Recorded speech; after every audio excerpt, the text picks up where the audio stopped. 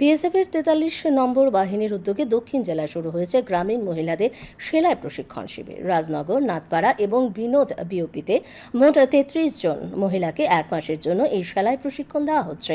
বাহিনীর commandant M Rabindra নিজ উদ্যোগে এই ব্যবস্থা গ্রহণ করেছেন। সেলাই প্রশিক্ষক লিপি সরকার জানান, এতে গ্রামের মহিলারা অনেকটা স্বনির্ভর হবে। সেলাই প্রশিক্ষণার্থী রমা সরকার প্রশিক্ষণ পেয়ে খুশি। প্রশিক্ষণ শেষে ৩৩ জন মহিলাকে একটি করে সেলাই মেশিন দেওয়া হবে।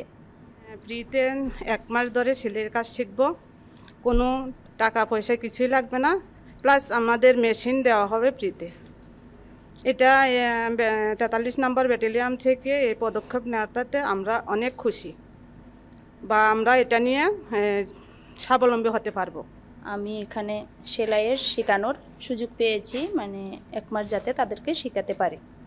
তাহলে আমরা 11 জন দিদি আছি, ওইখানে তাদেরকে প্রশিক্ষণ করাচ্ছি। এটা দেখে খুব ভালো লাগছে যে আমরা 43 নম্বর ব্যাটালিয়নকে ধন্যবাদ জানাই।